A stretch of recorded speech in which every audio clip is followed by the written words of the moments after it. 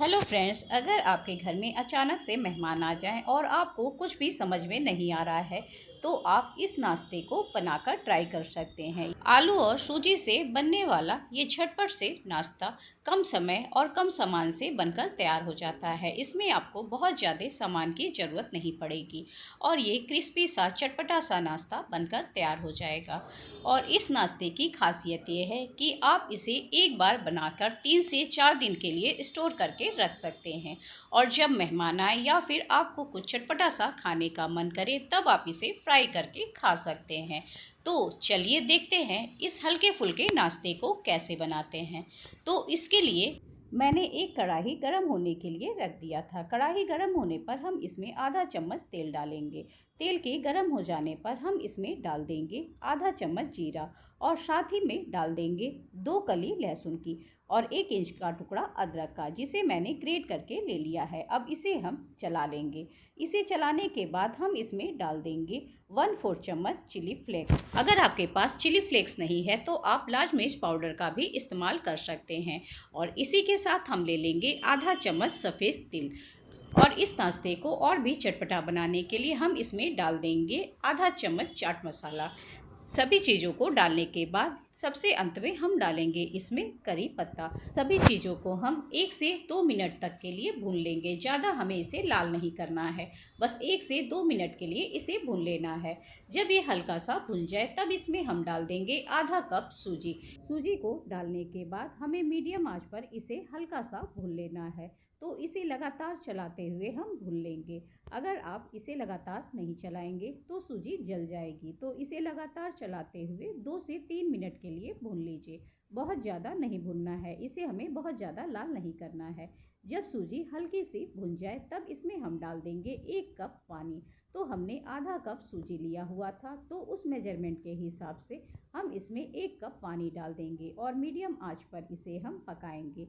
थोड़ी ही देर में आप देखेंगे कि सूजी ने पानी को एब्जॉर्ब कर लिया है। इसी समय हम इसमें डाल देंगे आधा चम्मच काली मिर्च पाउडर और स्वाद के अनुसार नमक। काली मिर्च और नमक को भी हम सूजी में मिक्स कर लेंगे और इसे मिक्स करते हुए हम सूजी को पका लेंगे। थोड़ी ही देर में आप देखेंगे कि सूजी ने कढ़ाई को छोड़ दिया है और आप इसे हाथ से भी चेक करके देख सकते हैं। जब आप इसे हाथ में लेंगे तो ये हाथ में नहीं चिपकेगा, तो इसका मतलब है सूजी अच्छी तरह से पक गई है।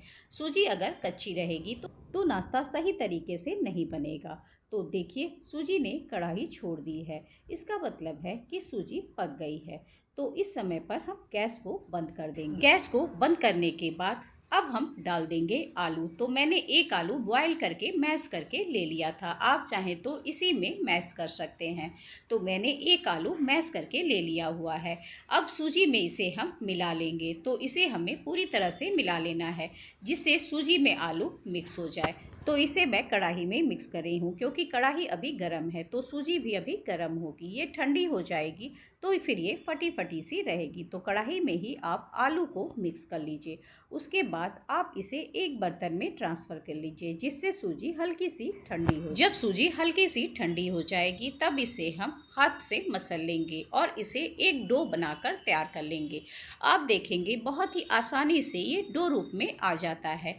जब ये डो रूप में आ जाएगा तो इसके हम 2 टुकड़े कर लेंगे। एक टुकड़े को फिर हम ले लेंगे। आप इसे चाहे चकले पर करिए या फिर किचन प्लेटफॉर्म पर करिए। तो गोली को हमें इस तरह से लंबा कर लेना है। लंबा करते समय आप इसके ऊपर थोड़ा सा कॉर्नफ्लोर या फिर अरारोट डाल दीजिए। इससे जब आप फ्राई करेंगे तो सूजी ज़्यादा तेल एब्जॉर्ब नहीं करेगा और ये चिपकेगा भी नहीं। इस तरह से जब आप इसे बनाएंगे तो सूजी बिल्कुल भी नहीं चिपकेगी और तेल भी एब्जॉर्ब नहीं करेगा। तो इसे हमें लंबा सा बनाकर तैयार कर लेना है। देखिए इस तरह से इसे आपको थोड़ा सा मोटा रखकर लंबा सा तैयार कर लेना है। तो ये हमारा रोल बनकर तैयार हो गया है। अब आप चाकू पे भी कॉर्नफ्लोर या फिर अरारोट डाल दीजिए। उसके बाद इसे आप जब कट करेंगे तो चाकू में भी सूजी नहीं चिपकेगा और आसानी से ये कट। तो इस स्नैक को मैंने 1-1 के टुकड़े में कट किया है। देखिए ये कितनी आसानी से कट हो जा रहा है। अगर आपको लगता है कि चाकू में ये चिपकने लगा है तो आप इसमें थोड़ा सा अरारोट और डाल दीजिए।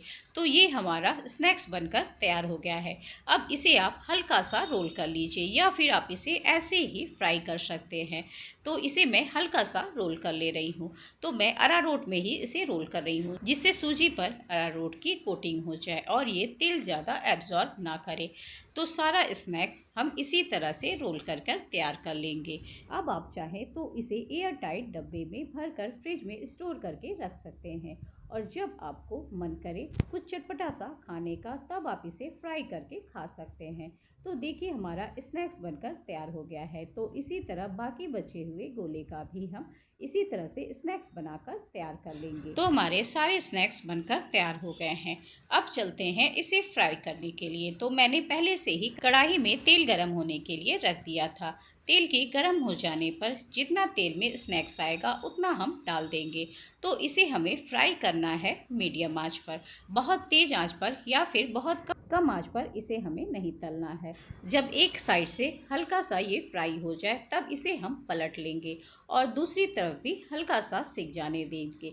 जब दोनों तरफ से हल्का सा सिक जाएगा तब इसे आप उलट पलट कर दोनों तरफ से गोल्डन ब्राउन हो जाने दीजिए। ये नाश्ता ऊपर से जितना क्रिस्पी होता है अंदर से उतना ही सॉफ्ट होता है, और इसे बनाने में भी बहुत ज़्यादा समय नहीं लगता है। झटपट से ये नाश्ता बनकर तैयार हो जाता है। तो जब भी आपके घर में अचानक से मेहमान आ जाए या फिर आपको झटपट से कुछ चटपटा सा खाने का मन हो, तो आप इस नाश्ते को बनाकर खा सकते हैं।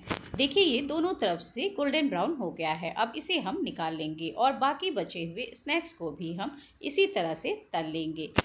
ये हमारा नाश्ता सर्व करने के लिए बिल्कुल तैयार है। आप इसे सॉस, चटनी किसी के साथ भी सर्व कर सकते हैं। ये हमारा हल्का फुल्का नाश्ता बनकर तैयार हो गया है।